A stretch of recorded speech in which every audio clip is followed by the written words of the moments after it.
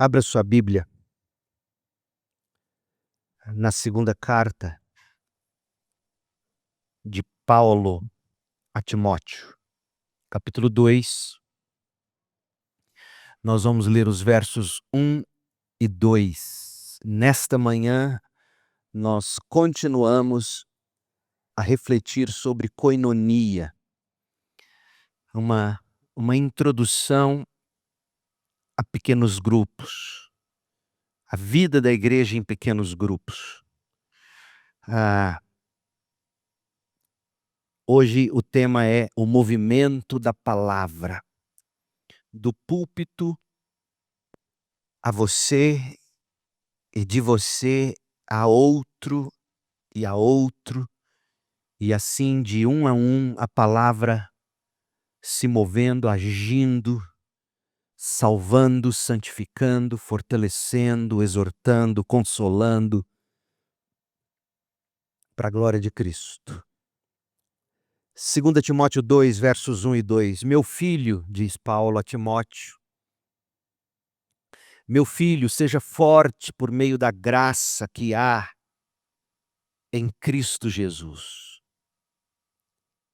Você me ouviu ensinar verdades confirmadas por muitas testemunhas confiáveis. Agora, você que busca se fazer forte por meio da graça que há em Jesus Cristo, e agora, você que ouviu Paulo ensinar verdades que foram confirmadas por muitas testemunhas. Então, agora você que é fortalecido por Cristo, pela graça de Cristo, agora você que tem recebido o ensino, faça o seguinte: você ensine essas coisas às pessoas de confiança, a homens de confiança que possam transmiti-las a outros. Até aqui a palavra de Deus. Talvez você pense que a evangelização e a edificação espiritual das pessoas aconteça apenas dentro dos cultos da igreja. Você convida a pessoa para o culto, o pastor prega um sermão evangelístico, faz um apelo, pessoas vêm à frente, você envia essas pessoas para uma classe de doutrinas, elas são batizadas e pronto, você fez seu trabalho. Você trouxe alguém para a igreja, o pastor pregou e ganhou, essa pessoa foi batizada e boa, vida que segue. Talvez você seja dos que pensa assim, lamentavelmente. Ou quem sabe, você acredite que apenas o pastor e o púlpito, ou no máximo, o pastor e o gabinete pastoral sejam os únicos instrumentos usados por Deus para a salvação dos pecadores e para o crescimento do povo de Deus. Só o pastor é o ministro da igreja. Talvez você seja dos que pensa assim.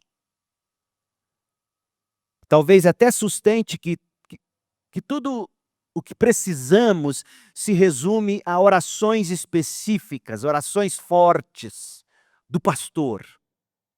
Ou ache que tudo se resume a um ministério de libertação poderoso da igreja.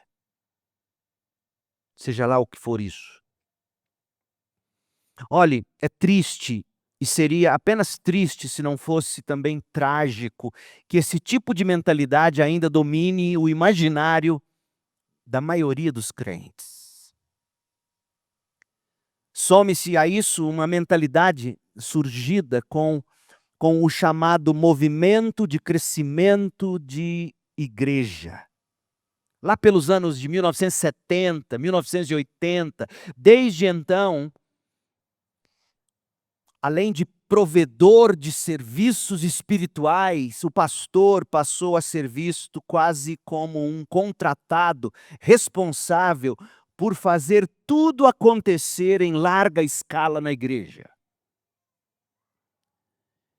Portanto, espera-se do pastor eficiência, atratividade em todas as áreas, do berçário ao ministério de terceira idade, do culto às coisas da cozinha. Mas biblicamente falando, gente, o pastor não é nem uma coisa nem outra. Biblicamente falando, o pastor não é um simples clérigo. O pastor não é um simples provedor de serviços ou de ministérios espirituais. Tampouco o pastor é um diretor executivo, um gestor, ou um CEO, um presidente executivo da igreja.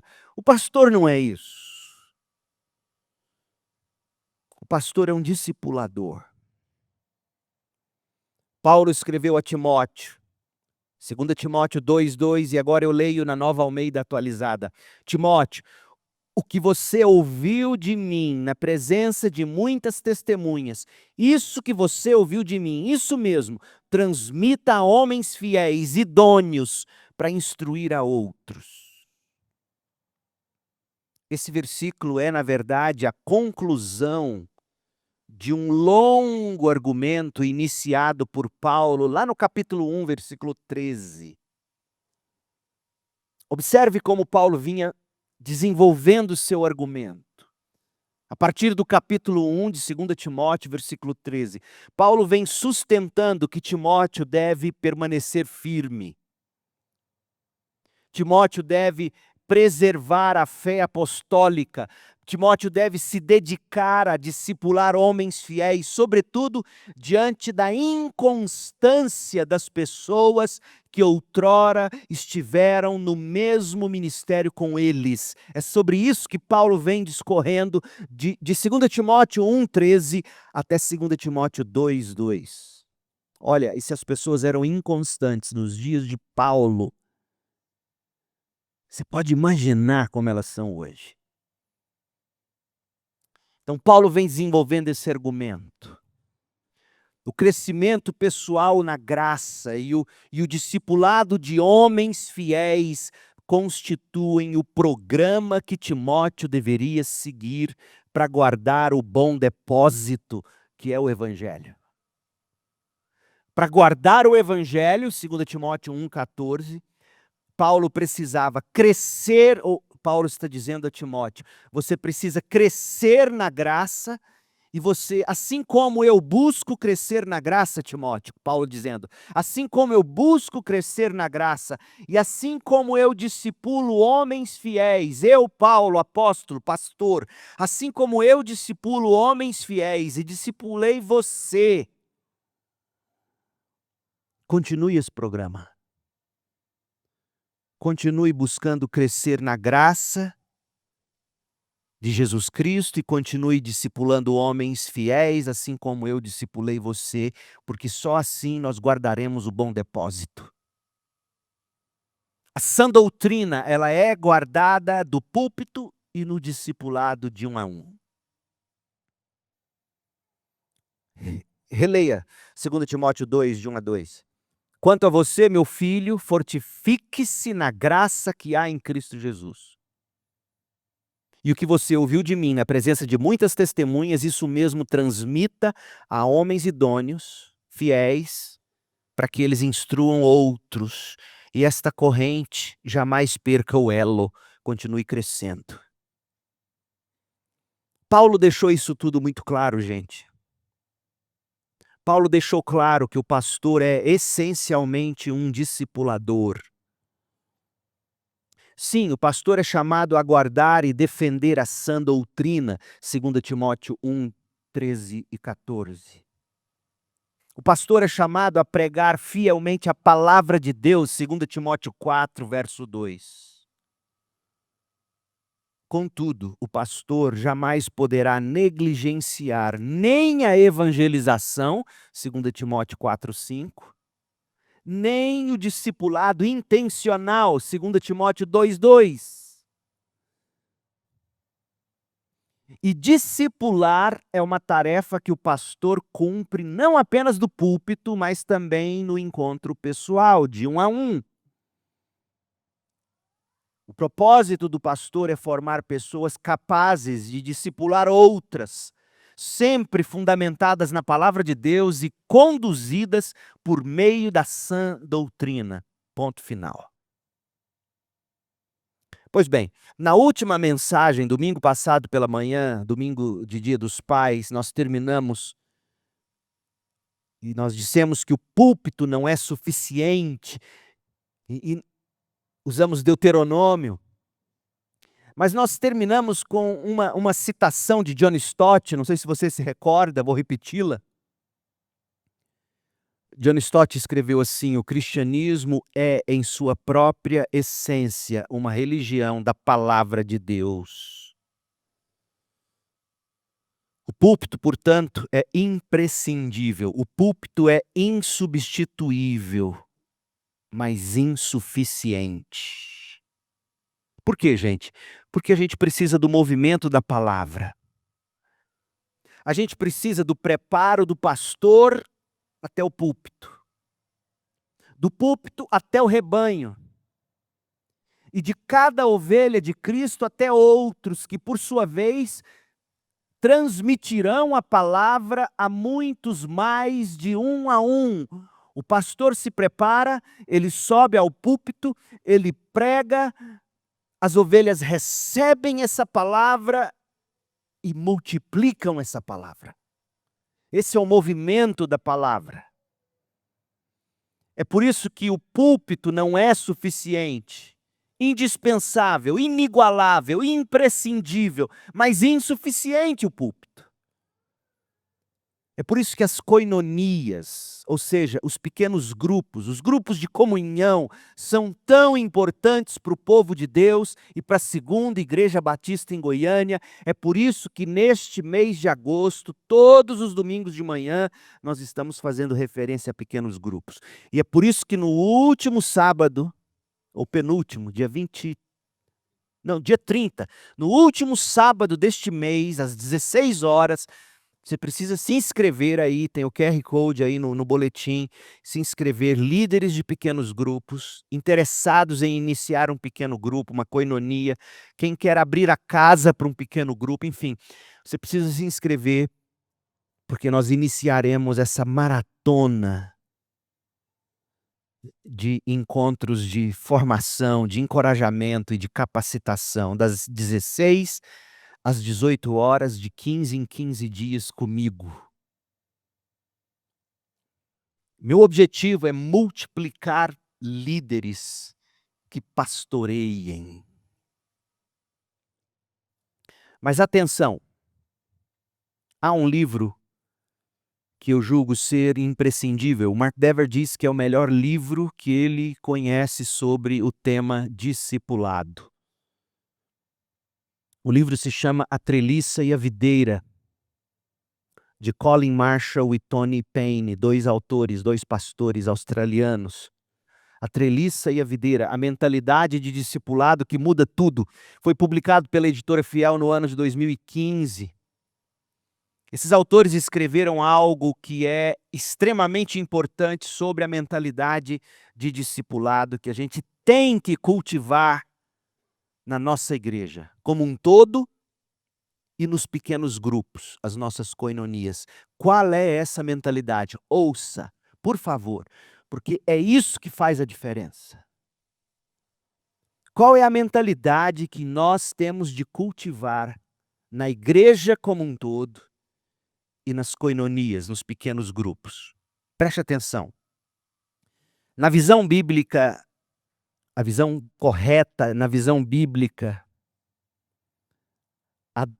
a do pastor como discipulador, ouça o que eles escrevem, abre aspas. O cuidado pastoral está também alicerçado em discípulos sendo treinados para cuidarem e discipularem outros cristãos. É isto que eu quero começar a fazer, intencionalmente, regularmente, quinzenalmente, sábados, das 16 às 18 horas. Eu quero treinar pessoas para que pessoas cuidem e discipulem outras pessoas. E eles continuam dizendo: pequenos grupos podem ser um meio útil e conveniente para que isso aconteça. Pequenos grupos podem ser úteis e convenientes para que o cuidado de crentes sobre outros crentes aconteça. Mas é fundamental lembrar, eles continuam, do seguinte, preste atenção, e aqui está o pulo do gato. A estrutura de pequenos grupos por si só não faz acontecer. Preste atenção nisso. 2 homens provados, dos melhores que escrevem sobre o assunto, discipulado, pequenos grupos, eles estão dizendo, a estrutura por si só não faz acontecer. Nosso alvo não deve ser apenas colocar pessoas em pequenos grupos. Não é apenas dividir a igreja em região ou grupos de interesses, criar pequenos grupos e enfiar todos os membros em pequenos grupos. Não, nosso alvo não é apenas isto. Qual é então?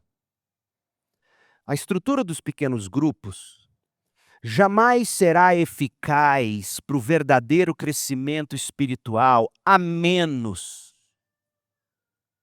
que os cristãos sejam ensinados e treinados a se reunir uns com os outros,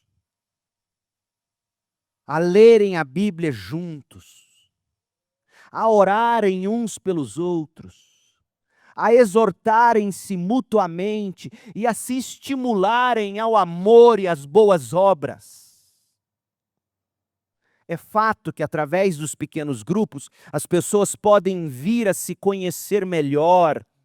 Através dos pequenos grupos, elas podem criar vínculos de intimidade. Através dos pequenos grupos, elas podem desenvolver amizades calorosas, comprometer-se mais com a frequência, as reuniões dos pequenos grupos e com o envolvimento na vida da igreja. Mas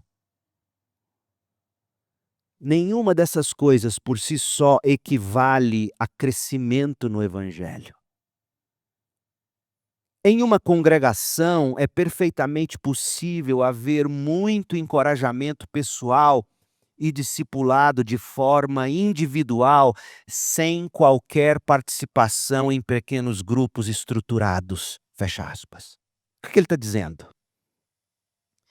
Pequenos grupos não existem para termos pequenos grupos. Pequenos grupos existem para facilitar que você conheça pessoas de forma mais íntima. E a partir desse conhecimento facilitado pelas reuniões de pequenos grupos, vocês, fora dessas reuniões, desenvolvam relacionamentos de discipulado, onde você, um a um, lê a Bíblia com alguém, ora com alguém, cuida de alguém e é cuidado por alguém. O mais importante numa igreja, além do púlpito, é o cuidado discipulador um a um. Os autores de A Treliça e a Videira, e eu ouvi da boca do próprio Mark Dever, um homem com imensa autoridade, ele disse o seguinte: pode ser que uma igreja não tenha pequenos grupos, não importa. Mas ela tem que ter canais que facilitem o cuidado um a um, o discipulado. Mas pequenos grupos podem ser uma grande ferramenta nesse sentido. Você tem um pequeno grupo de 12, como Jesus tinha, e a partir desse pequeno grupo de 12 você cria vínculos com um ou dois, e um cuida do outro, lendo, orando, aconselhando, admoestando, confortando. O que nós queremos de fato na Segunda Igreja Batista em Goiânia é uma cultura de discipulado, onde a gente olha uns para os outros. Cadê fulano? Cadê cicrano? Será que esse jovem, será que esse adolescente, será que essa criança tá precisando de mim, do meu cuidado, do meu amparo, da minha leitura bíblica com ela, da minha oração? É disso que precisamos. E pequenos grupos servirão a isto. Nós não queremos criar uma estrutura piramidal, onde tem um líder de rede de pequeno grupo, e isso me dá náusea. Mas nós queremos sim pequenos grupos orgânicos de vida, células vivas, em que seus componentes vão criando vínculos de tal modo que um aprende a cuidar do outro e trazer outro para ser cuidado. Percebe a diferença? Ih, pastor Leandro está entrando nessa de célula, de pequeno grupo. Está amarrado em nome de Jesus. Não é isso. Mas me diga que estrutura melhor para desenvolver uma cultura de discipulado do que pequenos grupos. Por isso que eu estou chamando pelo nome bíblico, koinonia, grupos pequenos para comunhão, a partir dos quais pessoas vão se envolver no cuidado mútuo. Perceberam? A ideia é que os pequenos grupos sejam instrumentos para facilitar o entrosamento. Você encontra a pessoa na grande congregação, fala, vem para o meu encontro, vem para a minha koinonia. Por quê? Porque eu quero ser um instrumento para facilitar o seu entrosamento num grupo menor de irmãos dessa grande igreja. Eu quero ajudar você a promover intimidade e, consequentemente, construir relacionamentos intencionais de discipulado mútuo, um a um. Por exemplo, o café com Deus, toda sexta-feira dos homens, é uma koinonia. A gente conversa, a gente compartilha, a gente ora, a gente come junto, a gente bebe café. E eu tenho visto ao longo desses quase 10 anos de sextas-feiras, os homens assíduos nesse grupo acabam por criar vínculos, amizade. E eu tenho notado já uns com os outros se ajudando, conversando, aconselhando, orando. E isso é maravilhoso, é isso que a gente quer. Não tem nome de pequeno grupo, não tem nome de koinonia, mas é. A MCM é a mesma coisa. A MCM é a mesma coisa. Elas estudam, elas oram, elas brincam, elas riem, dão presente para o pastor, glória a Deus. Elas oram umas pelas outras. Elas se envolvem umas nas outras, elas visitam umas às outras. Se isso não é uma koinonia, se não é um pequeno grupo, o que é então? Mas nós queremos ir além desses. Queremos que sua casa se transforme num ambiente de koinonia. Nós não queremos que pequenos grupos sejam apenas lugar para resenha de crente. Ah, é uma maravilha meu pequeno grupo. A gente leva bolo, quibe, pastel, a gente ri, a gente brinca. Glória a Deus, como que você quiser comer, não tem problema, mas o pequeno grupo não é resenha. É coisa intencional, é intencionalidade. Você leva a sério o cuidado mútuo. Eu estou indo para ver como eu posso me entrosar, conhecer, ser conhecido e como eu posso um a um na vida do outro. Cuidar e ser cuidado. Veja, é verdade que a aplicação bíblica tende a ser mais eficiente. A aplicação bíblica, ela tende a ser tanto mais eficiente quanto menor o grupo de pessoas. E é por isso que os pequenos grupos são importantes. Entretanto, é no um a um que o ferro verdadeiramente afia ferro. Porque pequenos grupos podem se tornar, e Deus nos livre disso, de pequenas congregações, onde você tem a formalidade do culto público, onde você chega lá, ri, brinca, compartilha, ora, canta, igualzinho você faz no culto público, mas não conhece e não se permite ser conhecido.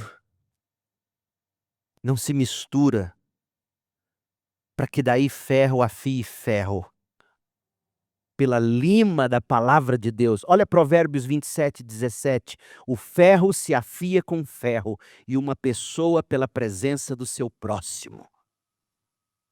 Por isso que tem crente que foge da comunhão, foge da igreja, foge da congregação, porque não quer que a presença do próximo afie a vida dela. Que o Senhor tenha misericórdia de você. Feito este alerta, eu passo agora a apresentar argumentos bíblicos para sustentar a afirmação que eu fiz na semana passada. Semana passada eu afirmei que o púlpito não é suficiente. E mais uma vez, com isso eu quero deixar claro que o púlpito existe, jamais poderá deixar de existir, mas a palavra precisa escorrer do púlpito para a vida de cada um de vocês. A palavra de Deus não pode escorrer. A palavra que eu prego aqui, dominicalmente, os pastores pregam aqui, homens de Deus pregam aqui, a palavra que daqui é pregada, ela não pode escorrer para o ralo. Ela precisa escorrer para o seu coração. E do seu coração para alguém mais, e desse alguém para outro, um a um, para que dessa forma constante e ininterrupta, a palavra continue se movimentando. Esse é o movimento da palavra. Que eu oro, nós esperamos ver acontecer na Segunda Igreja Batista em Goiânia e daqui até os finais, ou os confins da terra. Meu povo, o nosso ponto de partida é o seguinte: a palavra de Deus em si é um meio de graça. Você sabia disso? Você se dá conta disso?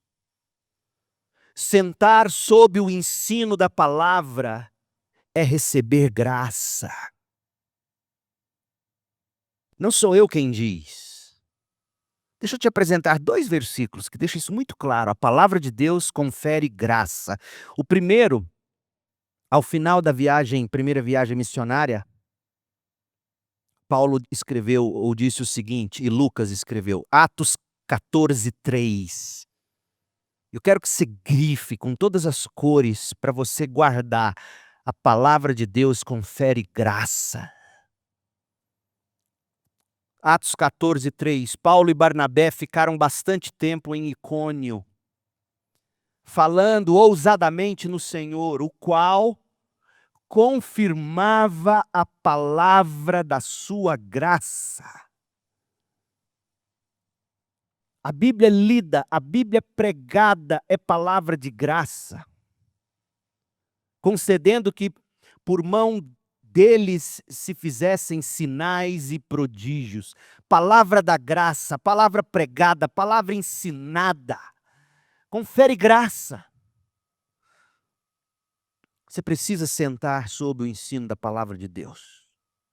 No púlpito, na escola bíblica dominical, a propósito, eu já estou me organizando com Colistete e demais homens da escola da palavra, para nós criarmos na CIB algo muito além de EBD, um instituto bíblico.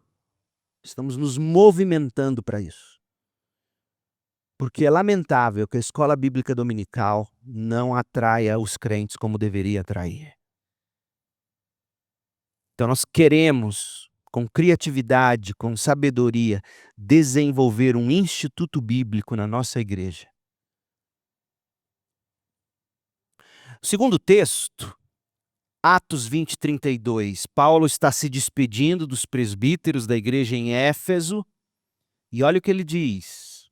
Eu leio na NAA. Agora, pois, eu os encarrego vocês, presbíteros, aos cuidados de Deus. Bastaria dizer isso, né? Olha, eu entrego vocês aos cuidados de Deus, ponto.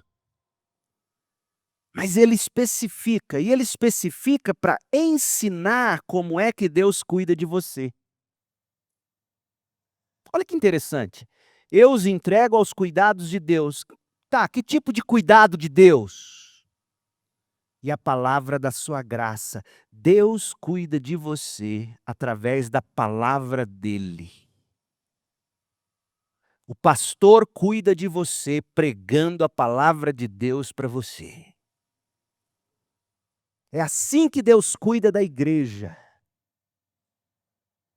É como se Paulo estivesse dizendo aos presbíteros: olha, que Deus cuide de vocês através da palavra dele, que é cheia de graça, para que vocês, cheios dessa palavra graciosa, cuidem do povo de Deus usando a palavra de Deus. Pastor que não usa a palavra de Deus pode falar bonito, pode ter programas belíssimos na igreja, pode fazer o povo rir, chorar, o que for. Mas se ele não lê, se ele não explica e se ele não aplica a palavra de Deus, levando em conta a ideia central do texto, ele não está cuidando como Deus cuida.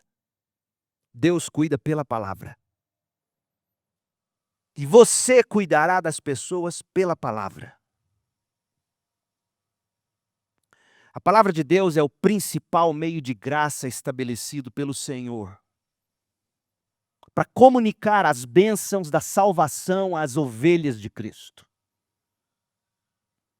A palavra de Deus é chamada de palavra da graça porque ela anuncia a salvação como dom gratuito de Deus em Jesus.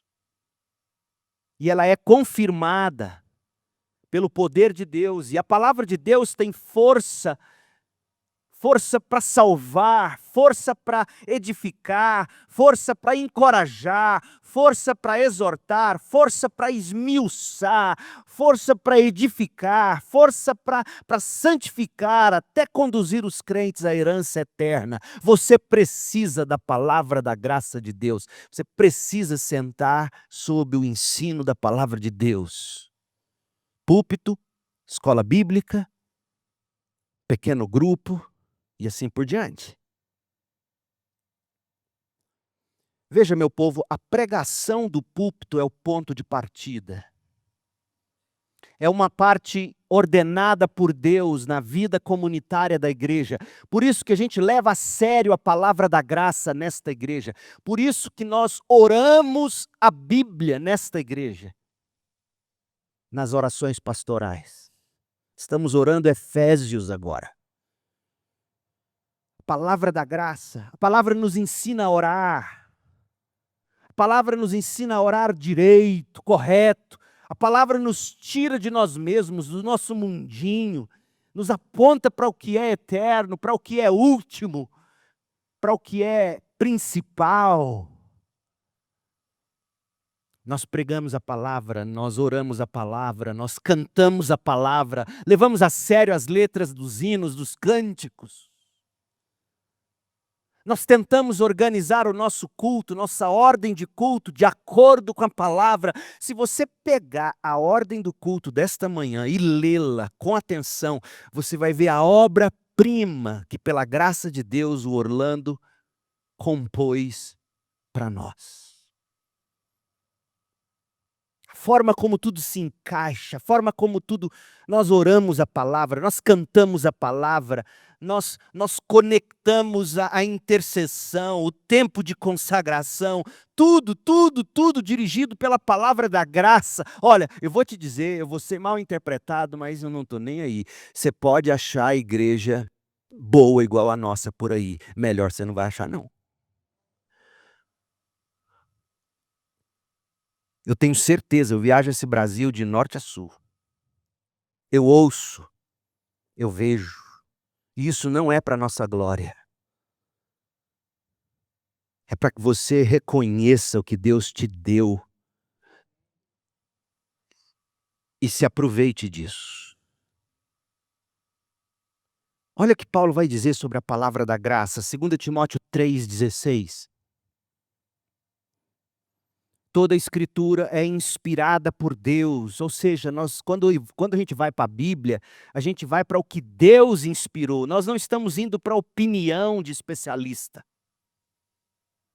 Nós não estamos indo para o achismo cultural, individual. Nós estamos indo para aquilo que é de Deus. Ponto. A verdade.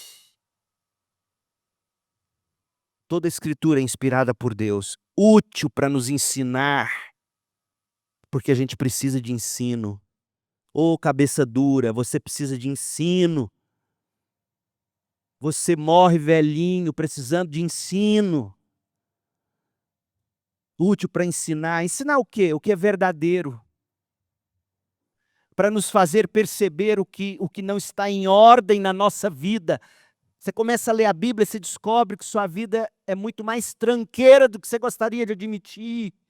Porque a Bíblia ilumina, traz luz, e onde chega a luz, baratas e ratos fogem. E você já viu? Na sua casa não tem não, né? Que você dedetiza. Mas eu me lembro na infância. Sabia que eu fervia leite, via o leite ferver. Minha mãe punha para ferver. Quantas vezes minha orelha estalou de tanto deixar leite derramar. Porque um pouquinho que eu virava, derramava.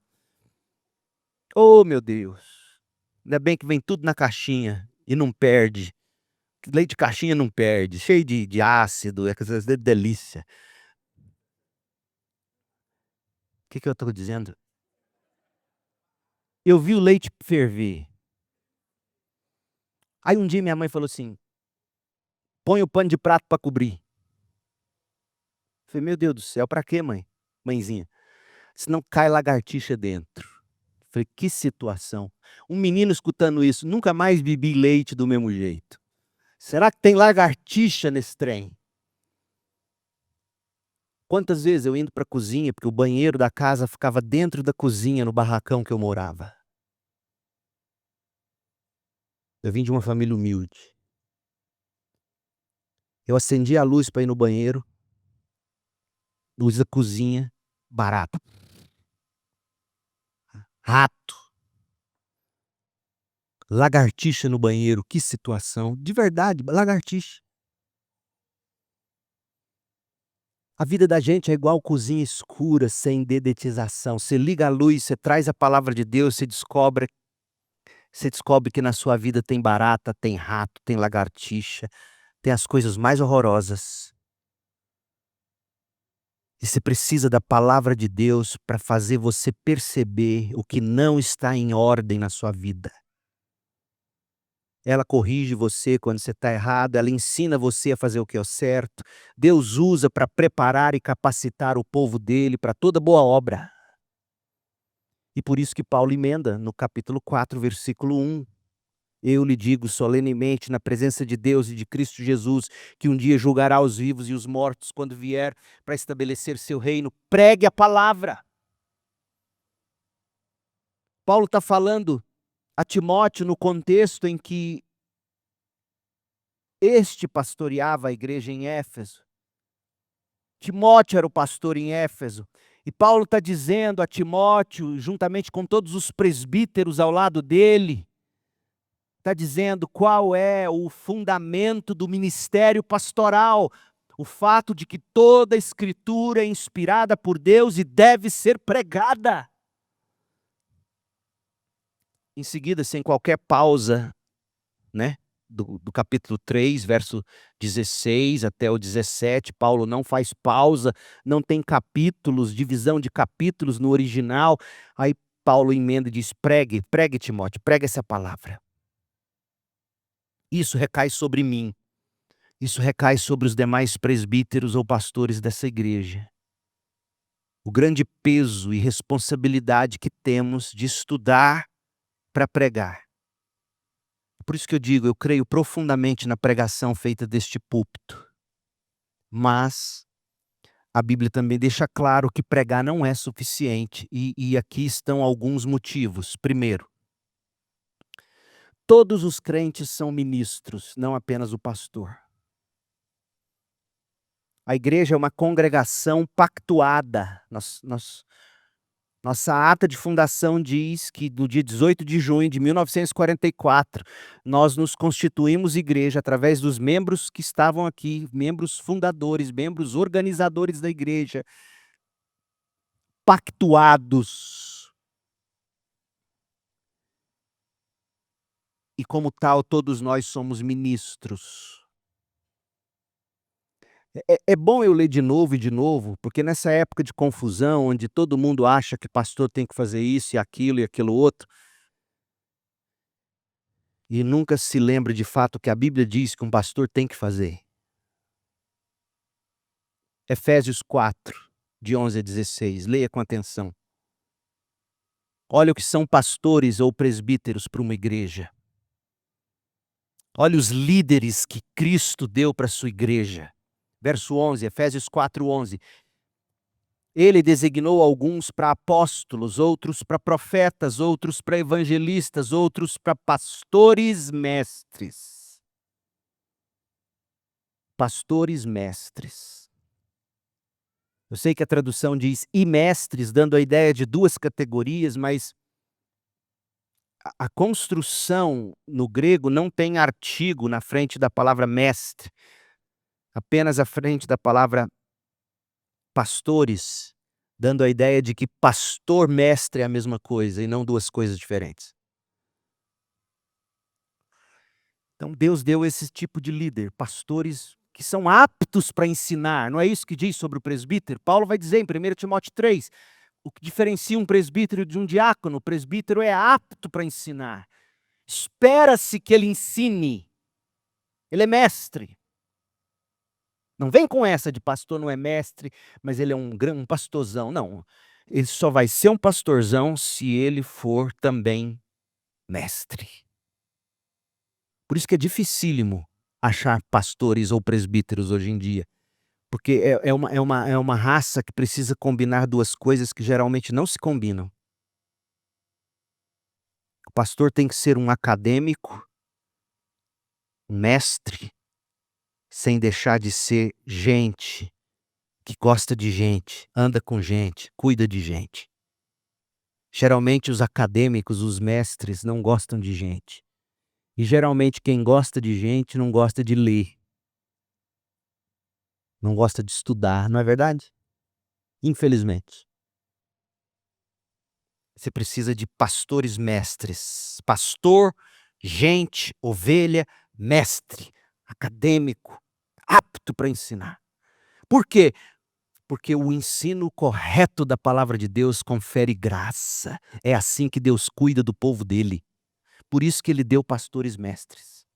Porque o povo dele só vai ser cuidado na medida que esse pastor ensina, modela e assim por diante. Qual é o propósito do pastor? Verso 12, Efésios 4, 12. Eles são responsáveis por preparar o povo santo. Pronto. Os pastores não são, entre aspas, contratados para realizar o ministério. Nesse mesmo versículo, Paulo vai dizer que quem realiza o ministério é o povo santo. São os membros. Está claro isso? Por isso que eu estou me delongando aqui. Você tem que ver isso com seus próprios olhos. Pastores e mestres são responsáveis por preparar o povo santo. E como que ele prepara esse povo? Pelo ministério da palavra. E esse povo preparado pelo pastor realiza sua obra e edifica o corpo de Cristo. Então, o pastor ou o presbítero, ele edifica o corpo na medida em que ele edifica pessoas, prepara pessoas que cuidarão de outras pessoas. Esse é o propósito do pastor, preparar. E o alvo dele? Ele continua, verso 13. Até que todos alcancemos a unidade que a fé e o conhecimento do Filho de Deus produzem. Unidade doutrinária, unidade da fé, unidade doutrinária, unidade de corações e propósitos. O pastor trabalha e prepara para que haja essa unidade, para que haja amadurecimento, para que todos cheguem à completa medida da estatura de Cristo. Esse é o alvo. Então, como é que você mede o ministério de um pastor? Nem como. Eu posso deixar Paulo te dizer? Olha como é que um pastor é medido. A congregação não é mais imatura como criança. Esse é o bom pastor. A congregação não é mais imatura como crianças, ela não é mais levada de um lado para o outro, ela não é empurrada por qualquer vento de novos ensinamentos e também não é mais influenciada quando for tentada com enganos, com mentiras astutas.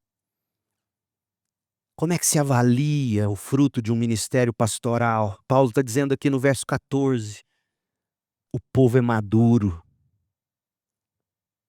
a igreja sabe. Tem algo errado nesse ensino. Não, é não, será que é assim, pastor? Não é lobo, hein? É lobo, foge. Vem falsos ensinos, a ovelha sabe correr deles. Não é influenciado quando é tentado com enganos, com mentiras. Maturidade doutrinária, maturidade espiritual. E Paulo fala mais do fruto, verso 15. Em vez de ser assim, imaturo, levado de um lado para o outro, igual o bambu no vendaval, faz barulho. Você já viveu, já morou perto de bambuzal? Eu adorava brincar nos bambuzais da chácara do meu padrinho ali no Garavelo. Hoje lá na fazenda tem aquele condomínio Madrid. Eu cresci ali naquele lago do condomínio Madrid. Havia um cafezal ao lado, um jabuticabal imenso. Minha mãe conta que eu era pequenininho, forrado, eu sentado, eles pegando jabuticaba. Aí quando meu pai olha, uma cobra chegando assim perto de mim e eu querendo brincar. Que situação. Essa é a criança, brinca com a cobra. Mas ela bem treinada, ela cresce, ela não é mais criança. E quando chega a serpente, ela pisa na cabeça dela. Ela não brinca com veneno. Em vez disso, falamos a verdade em amor, tornando-nos em todos os aspectos cada vez mais parecidos com Cristo, que é a cabeça. Mas o bambuzal, eu brincava do lado do bambuzal, e o bambuzal era uma delícia à sombra, mas o bambuzal vive chiando. Porque eles riçam no outro, o vento toca para lá e para cá. Tem muito crente que é bambu. O vento para lá e para cá e chiando, igual o gato, comendo e miando, barriga cheia e miando. Aí Paulo fala, o bom pastor, ele faz esse povo crescer pela palavra da graça. Esse povo fala a verdade em amor. Esse povo se torna em todos os aspectos cada vez mais parecido com Cristo, que é a cabeça. Esse é o bom pastor. Esse é o bom rebanho. Ele faz que todo o corpo se encaixe perfeitamente, não tem briga. Tem diferenças, claro. Tem opiniões pessoais contrárias, é óbvio. Até entre marido e mulher tem. Mas com o tempo a gente aprende até rir com alegria, sem sarcasmo, do defeito do outro. Esse é o casal maduro. Tem coisa na Cris que vai morrer com a Cris. Em mim, então. Mas a gente chega num ponto que a gente olha para os defeitos um do outro e ri. E não é com sarcasmo, não é com cinismo, não é com raiva. A gente aprendeu a amar até os defeitos. Claro, não estou falando de coisas pecaminosas. Falando de defeitos, de qualidades, de jeito de ser, de organizar as coisas na casa. Quase 30 anos de casado e eu ainda tenho minhas diferenças e ela também. Vai ser assim até o fim, vai ser assim na igreja. Mas o corpo se encaixa. Cada parte cumpre a sua função específica. Ajuda os demais a crescer, para que todo o corpo se desenvolva e seja saudável. Pastores mestres, portanto, eles são dados como presentes à igreja para preparar o povo de Deus. Eu não digo isso para minha vanglória, mas o maior presente que Deus pode dar para uma igreja é um bom pastor ou bons presbíteros. É Paulo que está dizendo isso. Leia depois com calma Efésios 4, desde os versículos anteriores ao verso 11, e você vai ver que esse dom, que esse ofício pastoral é colocado aqui por Paulo como uma dádiva de Deus para a igreja. Dados como presentes para preparar o povo de Deus, e o alvo do pastor e dos presbíteros não é, escute minha igreja, escute Segunda Igreja Batista em Goiânia, nosso alvo não é formar consumidores de sermões. Sabe a coisa que mais me irrita hoje? É um jovem vir falar comigo sobre o grande sermão que ele ouviu não sei de quem. Nada contra ouvir grandes sermões, eu ouço todo dia quase, eu ouço John Piper de trás para frente, frente para trás, eu ouço bons sermões. Eu quero saber se esse sermão que você consumiu de tão bom, eu quero viver o bastante para ver o fruto desse sermão na sua vida. Você vai ficando velho, é nisso que você começa a prestar atenção. Não é tanto no que fala, mas no que faz. Pega a visão. Não vou cobrar por isso não. Fala muito, faz pouco. Eu já vivi 52 anos olha, mais de meio século. Quero viver mais um pouquinho. Não muito, mas eu já vivi o bastante para ver. Tem consumidor de sermão e tem quem é transformado por sermões. Desses eu gosto, é esses que eu quero. Pode ser do Hernandes Dias Lopes, pode ser do Nicodemo, Jonas Madureira, pode ser de quem for, consuma. Mas viva. Pratique, faça. Descubra o que falta em você e o que falta na igreja em que você faz parte e procure corrigir isso com vida, com constância.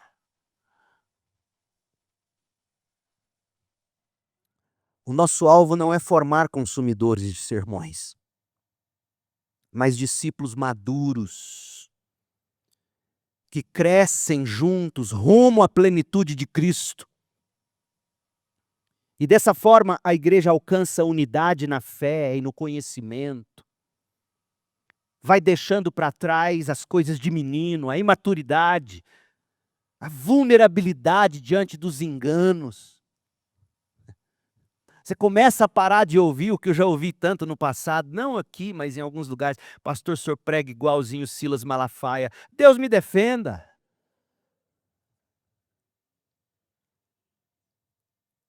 A pessoa entende, a pessoa discerne. A pessoa sabe, a pessoa reconhece. Você deixa para trás o conhecimento que ensoberbece, para deixar esse conhecimento ser processado pelo Espírito no seu coração de um modo que se transforma em amor. A palavra da graça que te transformou, não a palavra da graça que inflou seu ego. E esse é o consumidor de sermão. A palavra da graça infla o ego dele. Porque ele se projeta no tal pregador, ele se vê como ele se identifica com ele. Eu tive lá, eu sei do que eu estou falando. Não são consumidores de sermões. São pessoas transformadas por sermões. Ô meu povo, e transformação é processo de vida, de tempo. Não se muda uma igreja da noite para o dia. E o pastor que tentar fazer isso, rachará a igreja, machucará a igreja. Ouço dizer que é como fazer meia volta num transatlântico. O raio de distância necessário para um transatlântico voltar para o lugar é imenso. E se você tentar dar um cavalo de pau num transatlântico, você afunda o Titanic. Leva tempo. Leva tempo porque amadurecimento leva tempo. Crescer leva tempo. Eu não nasci com meus grandes 1,68 m. Levou alguns anos. E eu jamais terei 1,90 m. Amadurecimento. Palavra de Deus que amadurece você, que transforma você, que faz de você alguém um com o corpo de Cristo. Eu vou falar mais sobre isso no próximo sermão. Quando nós falarmos que você precisa de pequenos grupos. Porque hoje eu estou falando do movimento da palavra. E em síntese eu estou dizendo do pastor, mestre, que manuseia a palavra da verdade, a palavra da graça, que transforma ele, que transforma você, e você, por sua vez, vai pegar a mesma palavra da graça, não que inflou o seu ego, mas que rasgou seu coração, costurou, remendou sua vida, edifica você, te mostra, te faz crescer, faz de você alguém em unidade, maduro, forte, firme, saudável, vivo, amoroso. E aí serve o outro, que aprende de você e também serve o outro. E assim a gente cumpre 2 Timóteo 2:2. Vocês, membros da Segunda Igreja Batista em Goiânia, são ministros. Eu sou o preparador de ministros. Pastor Jailton, a mesma coisa. Pastor Roberto, a mesma coisa. Colistete, a mesma coisa. Todos os que estão se juntando a esse presbiterato, digamos assim, tem o Orlando, a mesma coisa. Tem esse propósito, formar, preparar vocês. Jonathan Leeman tem um livro que a tradução do título seria o seguinte: Não demita o membro da igreja. É o título do livro. Don't fire your church member. Don't fire your church member.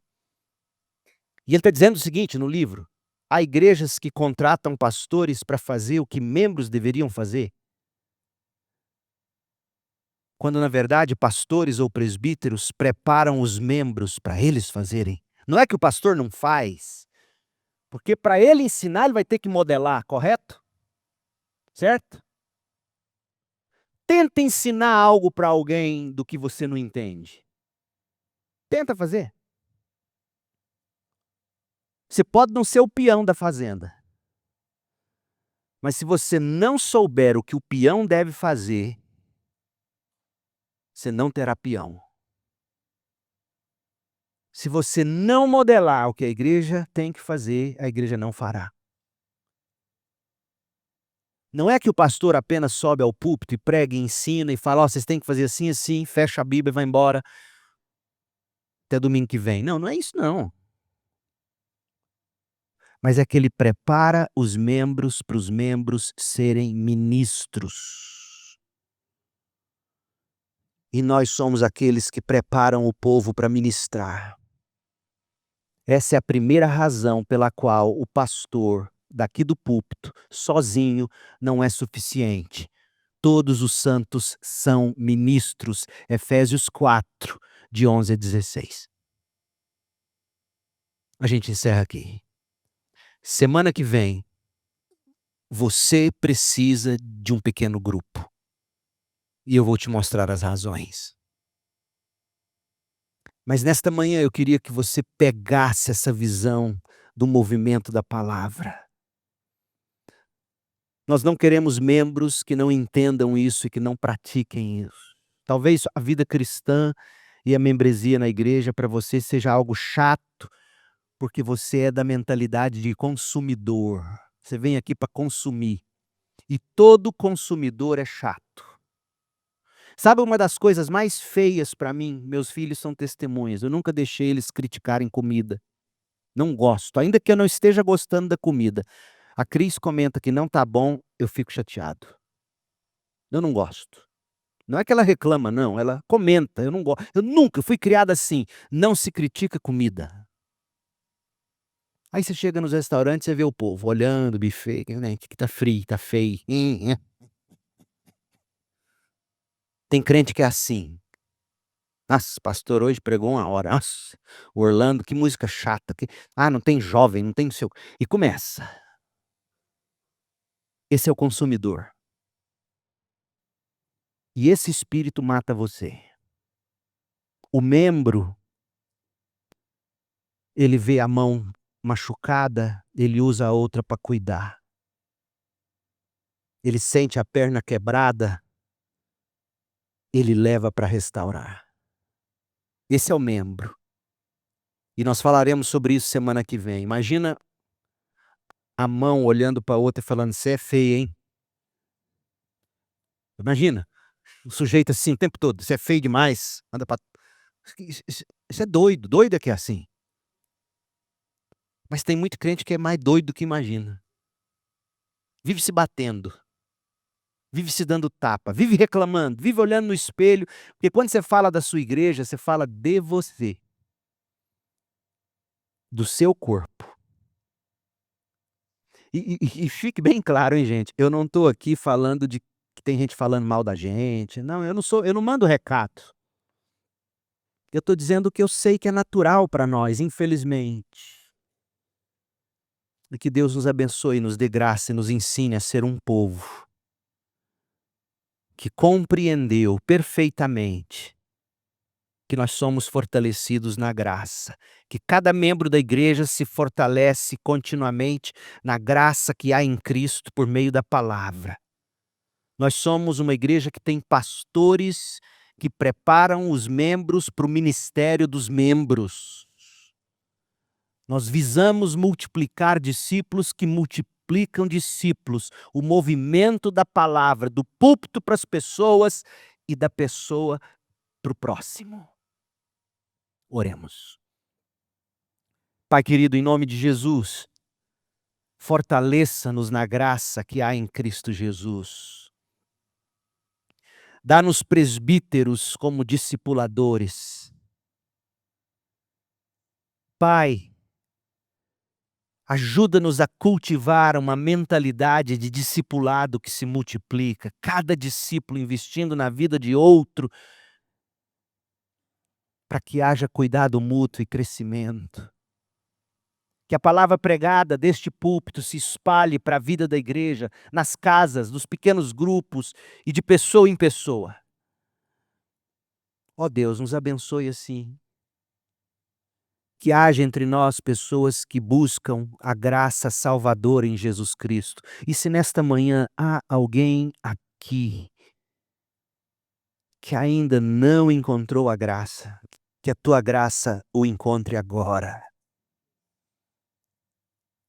Ó Deus, arranque as escamas dos olhos, dê um coração que deseja Jesus, que arrepende do seu pecado, da sua justiça própria, e busca em Jesus a justificação para os seus pecados, o prazer e a alegria para o seu coração, e se integre à igreja, ao corpo de Cristo. Opere nesta manhã, se for o caso, Senhor.